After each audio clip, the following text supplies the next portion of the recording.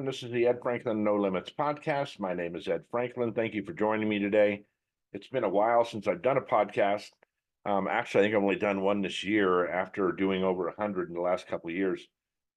And I can tell you that I am back in the game and ready to do another 100 episodes or more as soon as I can get my feet under me. And I do have them. I'll tell you why I haven't done any podcasts in a minute, but you can always contact me at edfranklin.nolimits@gmail.com.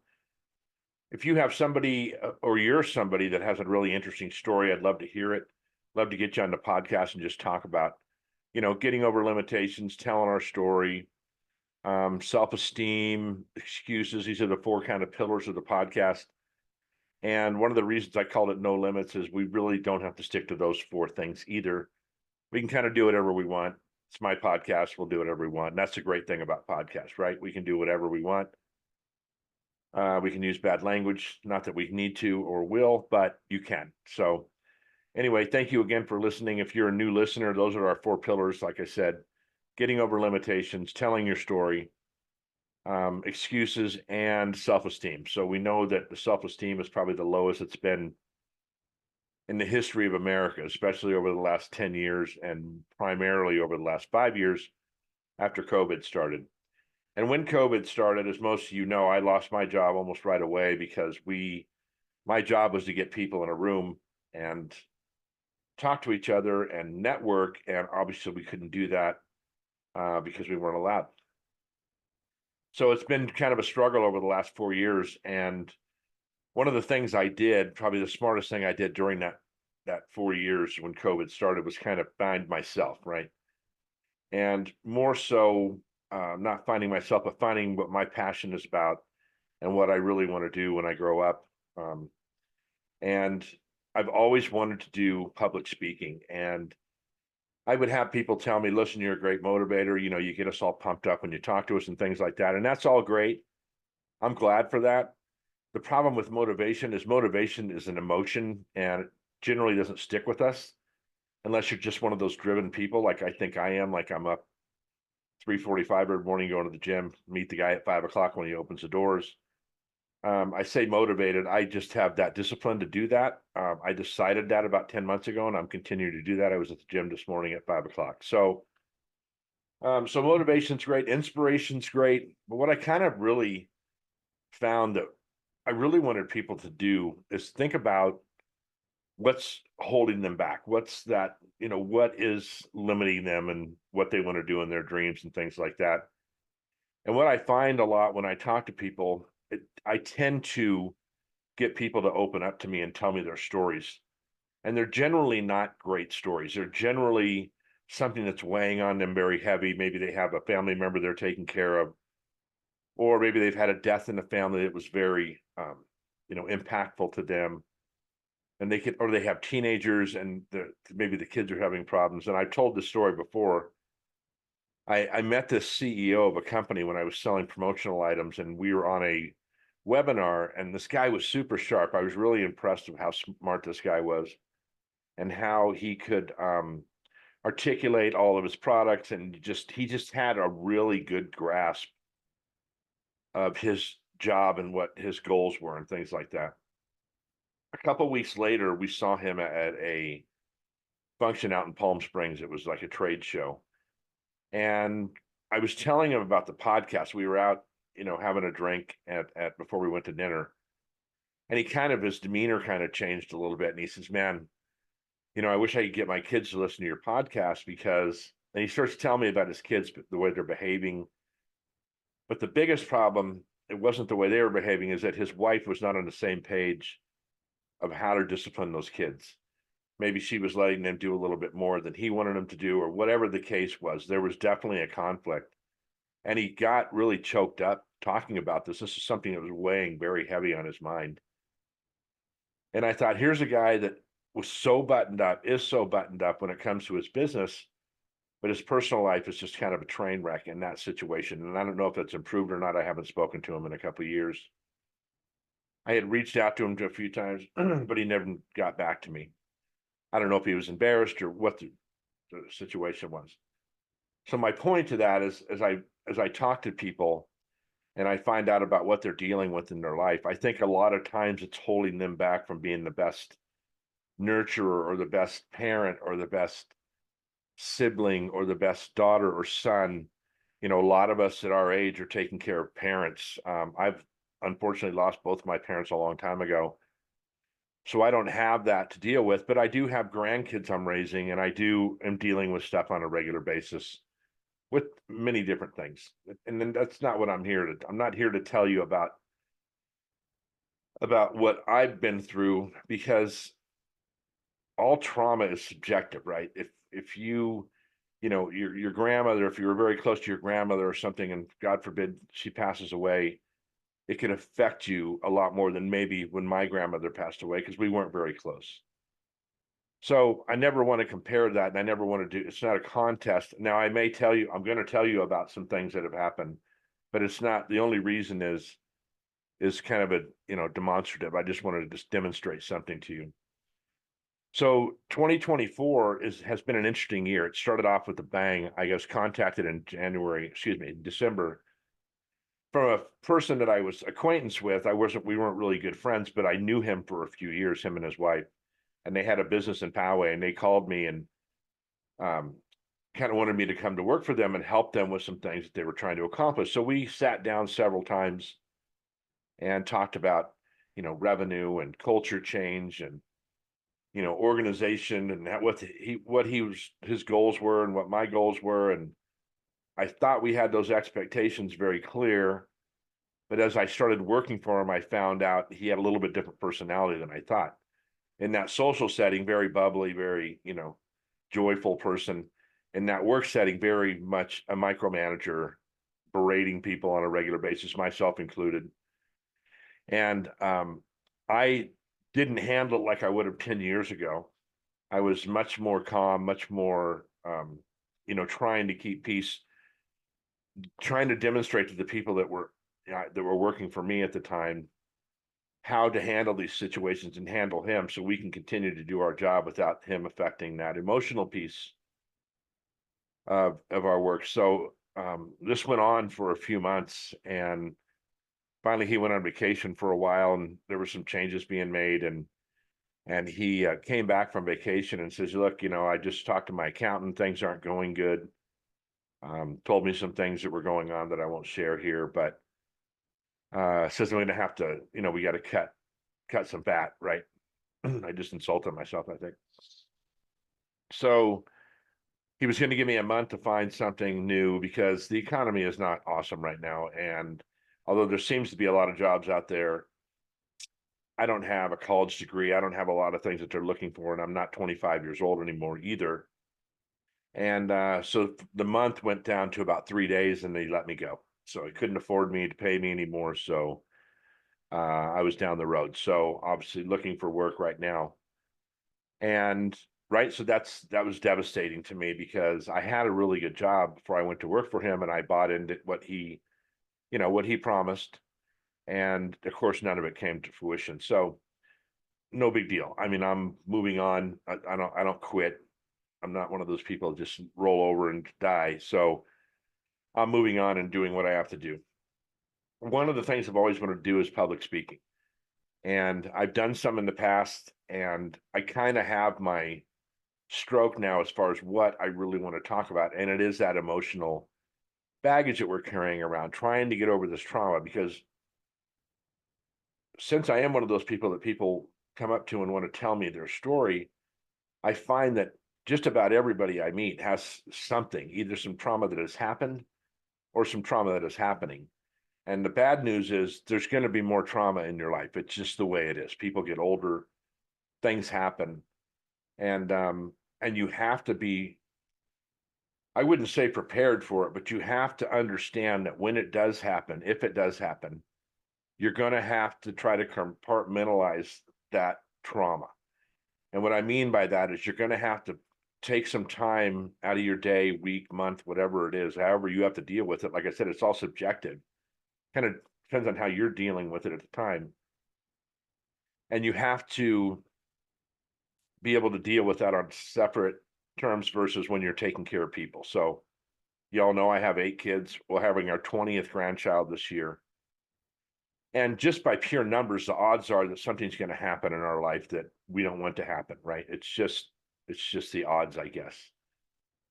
It's not anybody being punished. It's not something that's definitely happening to me. It could be happening in my circle, in my, and it could affect people that I'm in charge of, that I'm caring for. So, yeah, so we like I said, you can't really prepare for it, but you have to be, listen, as a parent, and a lot of you are parents out there. I was telling somebody this yesterday. I said, here we get up, we have kids, we get up in the morning, we get them dressed, we get them fed breakfast, we take them to school, we go to work, maybe we're managers or we're taking care of people at work. We come home, we take the kids to sports, we get them home, we get them fed, we get them clean, we put them to bed. By that time, we're all exhausted. Both mom and dad are exhausted. And a lot of times it's only one parent, which was the case for me and was the case for Kit when we met. We had to do all these things on our own. And when we did that, we never really took time for ourselves. Okay. You have got to somehow figure out a way. And this is why I go to the gym so early in the morning, to give yourself some self-care. It's super important. And in order for you to be the best version of yourself, I know that's just a cliche that you've seen me put on different social media posts. You have to absolutely do something for yourself, whether that's meditation, whether it's exercise, whether it's reading, whether it's listening to music, just closing your eyes, sitting in the corner and crying for 5 minutes. I don't care what it is. You've got to do something. So when you're in that situation with those people you care for, whether, like I said, it's kids or parents, a lot of us are at that age where our parents are older. I might have just said that. We have to be able to operate at a high level when we're taking care of those people. Because if we're not doing the best job we can do. And this is true. If you look at your life and if you've had to deal with some things, whether it's money, a divorce, it tends to take up time, and maybe you act out at your kids or whatever, and it takes up time. So I'll tell you a quick story, and a lot of you know about this because you're friends on social media. This year, around Easter, we always invite the kids over to our house for Easter, and we invite all the kids that are local and their kids, and then we have a dinner and might drink a little bit, have some fun. The kids, all the cousins get to play together. Excuse me. This year at Easter, my daughter and son-in-law and their kids, two of them weren't feeling well. One of the kids and the mom wasn't feeling well. So because of, not necessarily because of COVID, but just because of all this stuff that's happened, we said, you know what? Stay home then. That's fine. We'll hook up with you guys another weekend. We don't want you coming down here and not feeling well, and no one wants to get the other kids sick and all that. So that was fine. That week, their son still had a fever, still wasn't kind of feeling well. The mom felt better, but the son wasn't, and they took him in, and he was diagnosed with leukemia. I'm going to try to get through this. And it was just devastating to us. I mean, this was terrible. And they said, what you got to do is the doctor's recommendation was he needs to start his chemo as soon as possible, right? So they're going to keep him in the hospital for a month. They were going to start the chemo. One of the kids would go down there and stay the night with him this many days, because they have two more kids, and then the other ones would be with the other kids, and they were switching back and forth. Their family was helping. The mom and dad, grandparents were helping. And I think his brothers too were kind of spending time with this little boy in the hospital, because he's only 3 years old. He just had turned 3 in March. And about 3 or 4 weeks later, they went to wake him up one morning, and he was non-responsive, and he passed away.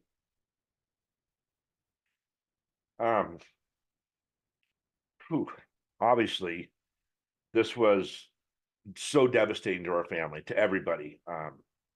Obviously to me and my wife, and of course the parents are just out of their mind with sorrow. I mean, here's this beautiful 3-year-old little boy who, for no reason, it was just God's will, I guess, that he, passed away. Now, this was only in the beginning of May. So here I'm at my job, my wife's at her job, everybody's working.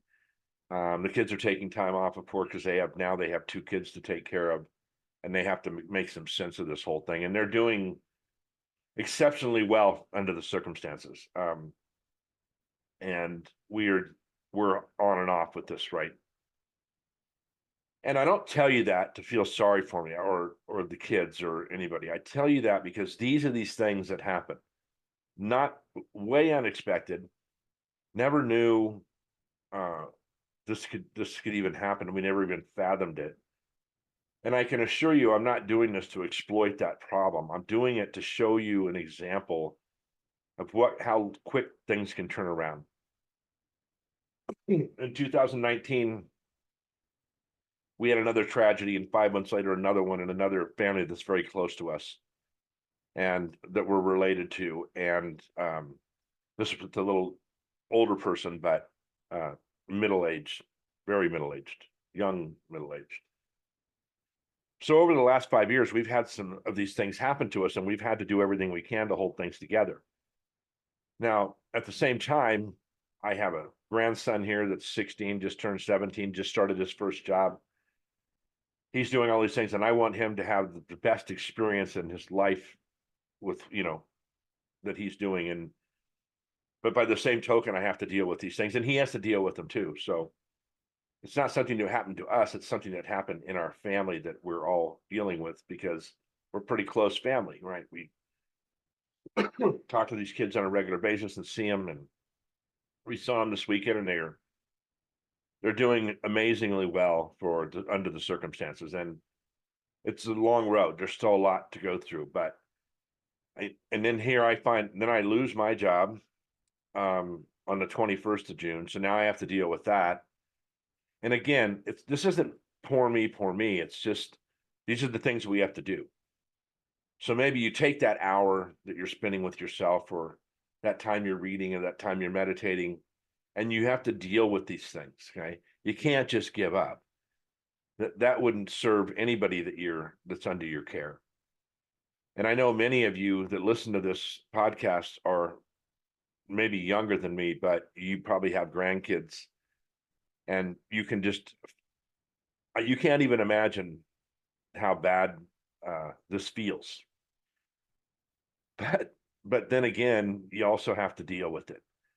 And God forbid anybody has to go through this, especially parents. It's the worst for the parents. I mean, I don't even compare my sorrow and my feelings with the mom and dad, because I can't even know. I don't even know how I would deal with it. But again, it's just those things. I mean, I lost my dad when I was 19 years old, and I had already been to several funerals when I was a kid. I had older, on my mom's side of the family. I lost my grandfather when I was like 14. That's my dad's dad. And then some relatives in there. And death is not the only thing I'm talking about. I went through 2 divorces, my fault, but still had to deal with that trauma and take care of kids at the same time. So like I said, it's not me just telling you that I went through all these things. It's the fact that you're going to have to deal with things. My children have lost in-laws and their grandmother, and when my mom passed away, they lost my mom in 1997. It's just all these things you have to deal with. And I don't want to be Debbie Downer here. I'm trying to make this actually the most positive thing I can do. Because when you can start to learn, get that strength and be able to cope with these things, it's going to make you a better person. It's going to give you the ability to have the discipline to focus on things better. And you never want to forget those things that have happened in your past, but you got to understand that they are in your past, and you just have to deal with them separately. It's hard to deal with those things. I was at work after this happened to our grandson. I went to work because I just couldn't sit around and think about it. And somebody asked me, what are you doing here? Why are you even here? I said, look, I got to clear my mind. And if I can concentrate on this right now. And I broke up a few times. I'd had to take some walks during the day. And trying to tell people was, I'm surprised I didn't have to stop my camera for that, but and it's not even that it's easier now. I I just maybe I have a better understanding, or just I understand that it happened and I have to move on, and everybody needs to move on from it. It's something that you never forget. It's something that I would never want anybody to forget. But by the same token, we still have people. We have a 10-year-old here too, Piper, that we take care of, and she needs to have her best life too. So we need to make sure we're focused on her. So during that time, when I went back to work, like I said, I just had to focus. We still had goals to do. We still had things we had to get over, and we did. So kind of back to the professional speaking, I want to be able to go out to the masses, to companies, or charitable organizations, or any kind of organization, and kind of talk to people about this, because it doesn't matter who you are, you're dealing with something like that. And if you can't get it out of your mind, I mean, I know when I went through my first divorce, I was having a really crazy custody battle, and it consumed so much of my time, so much of my mind, I think, that it was definitely hard to get my hands wrapped around whatever the task was at hand. And at the time, I was managing about 25 people, and I can remember back, it was not easy all the time to stay focused on what I had to do. All these people had goals and responsibilities that I had to make sure they got done. So, and it's tough. Like I said, it's tough to do, but it can be done. And it's super important to be a little, it's not even selfishness. It's more, it's kind of your responsibility to be able to compartmentalize those feelings so you can take care of the people that you're in charge of, like I said. I just talked to a friend of mine the other day that has a sister that she's dealing with, and it's very it's a lot of work, and she's having to manage a business and then manage her sister, and she's doing it. I mean, she's getting through it. So I guess enough of that. I it's something that I've articulated in a pretty long speech that I'm not going to do today, or really anytime. I needed to, when you're doing speaking, you have to break up, maybe do a 15, 30 minutes, 45 minutes, or an hour. So I'm kind of putting that together right now, and I'm excited to see how that comes. And we'll talk about that more in podcasts that are coming up.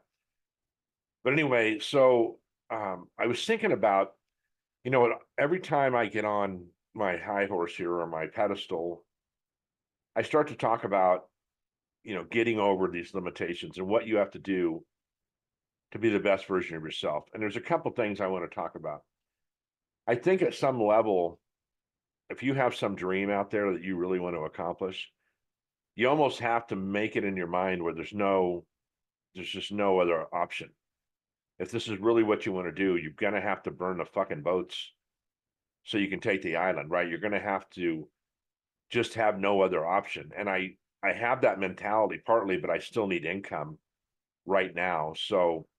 Um, so you have to balance that, right? So there's times during the day where I'll sit down and take notes, and there's just no other choice. I have to pursue this thing, and I'm putting things in place to pursue it. And but it's going to take a while. I understand that. It's not going to take as long as normal people, because I just won't allow it to. I'm just so much of a driver. I'm just not going to let it take that long. But I think one of the things I was taking notes on earlier today is about these athletes that we revere, or that we watch on a regular basis, or that are our heroes, or our kids' heroes. And I just watched there's a great Prime video. It's Roger Federer's last 12 days before he retired. And when you think about a Roger Federer, or Michael Jordan, or Tom Brady, or Tiger Woods, or any of these athletes that are just amazing, what they're really best at is doing the same thing consistently over and over and over. Hitting a golf ball, for instance, for me, is very difficult. I'm just not a good golfer. And when I golf, everybody on the course is in danger, even the people behind me, because I cannot hit a golf ball. for the life of me. I've never learned. I just don't know how. I watch people do it. And at some level, I have no interest in it either.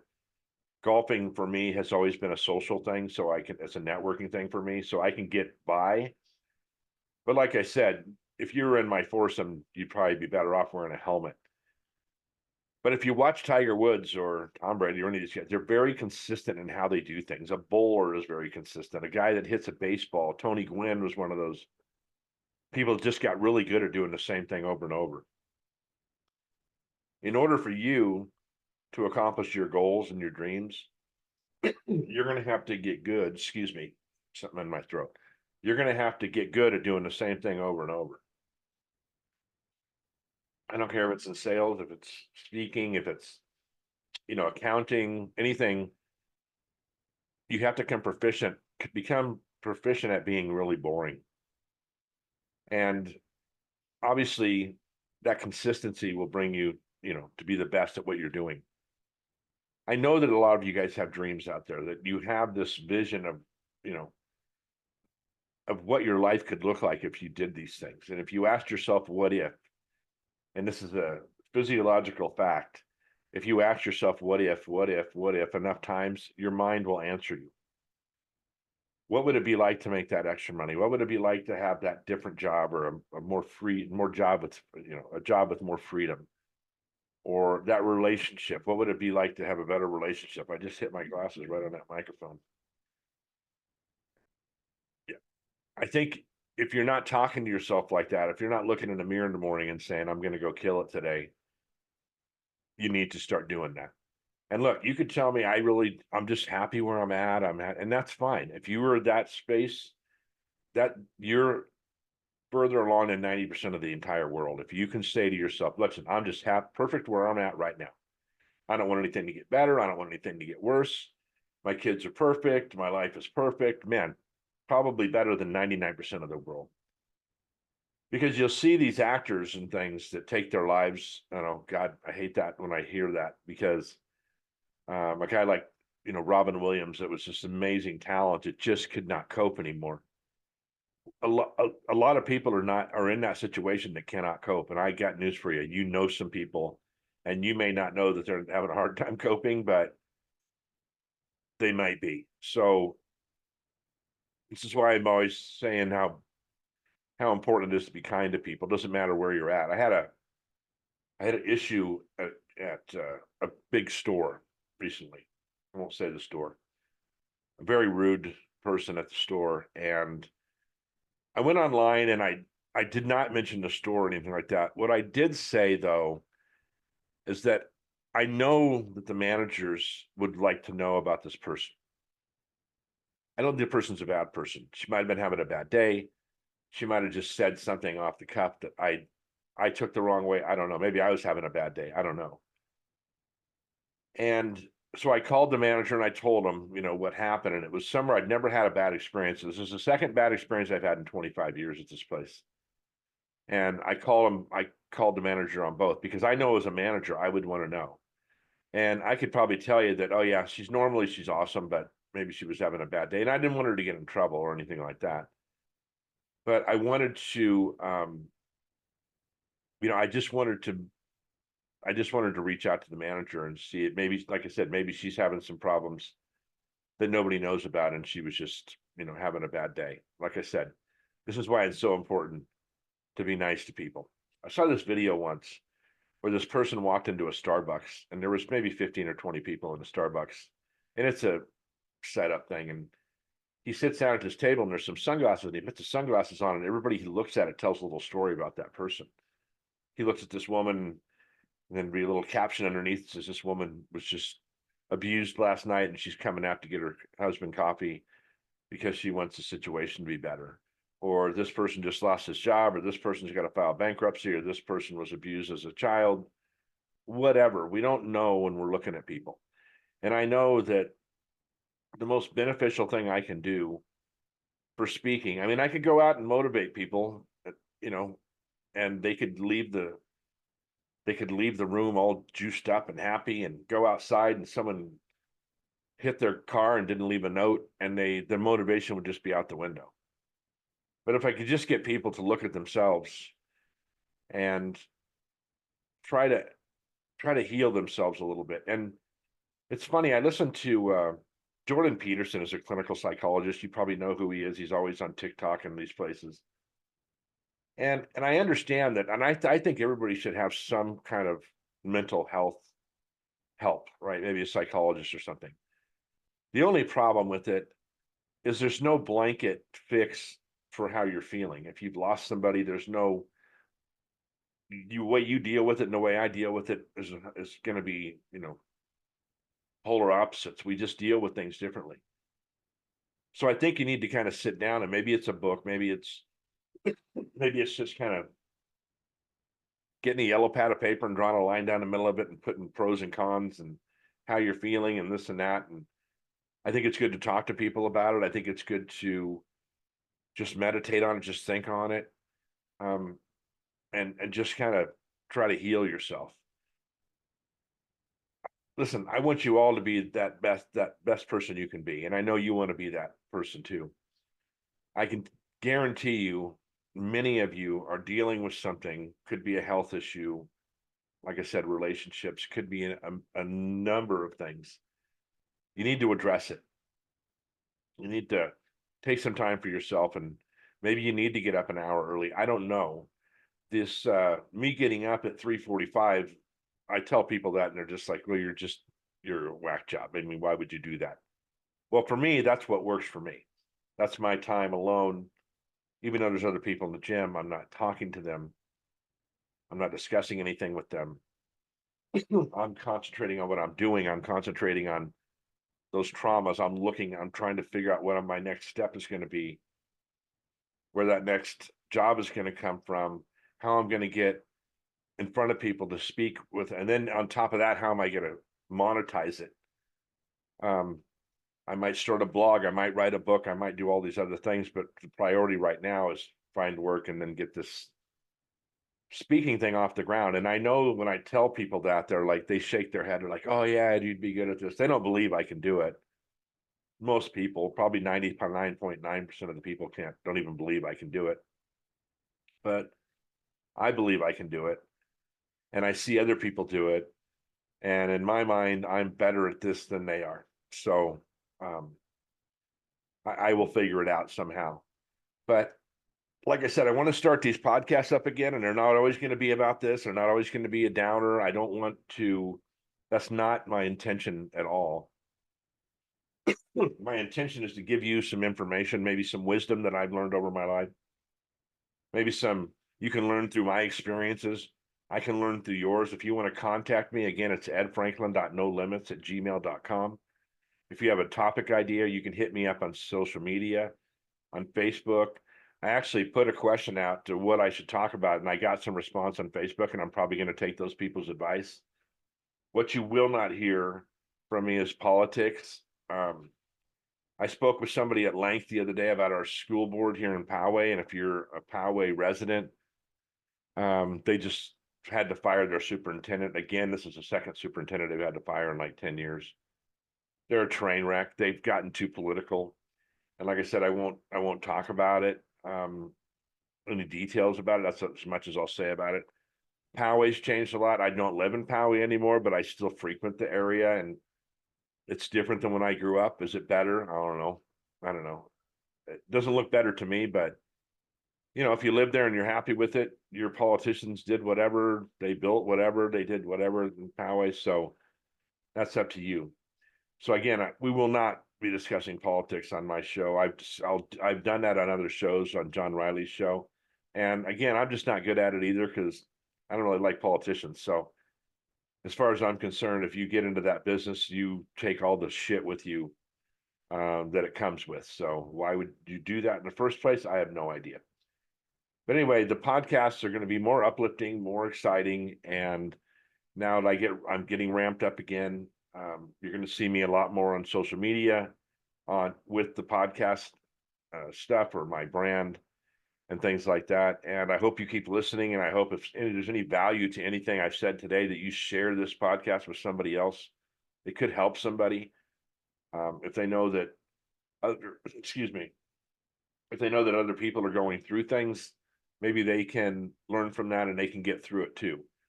And it might just be, they might just need someone to sit in the mud with them. I like that.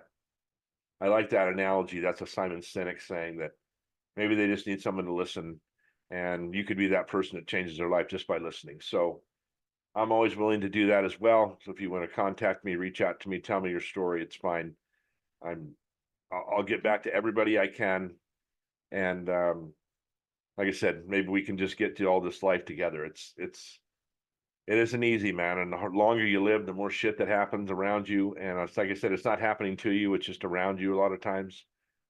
And if it is happening to you, take care of it, deal with it, and get out there and communicate. I always tell my employees when I went to work at this company, I said, there's three things we gotta have. We gotta have expectations. We gotta know each other's expectations. Then we have to communicate those expectations to each other. And then we have to have discipline, right? We have to have discipline to follow up on those expectations and be the people we said we were going to be. And we get what we're supposed to get and we give what we're supposed to give. So again, Ed Franklin, No Limits Podcast. Thank you for listening. More to come. Have a great week and enjoy your summer.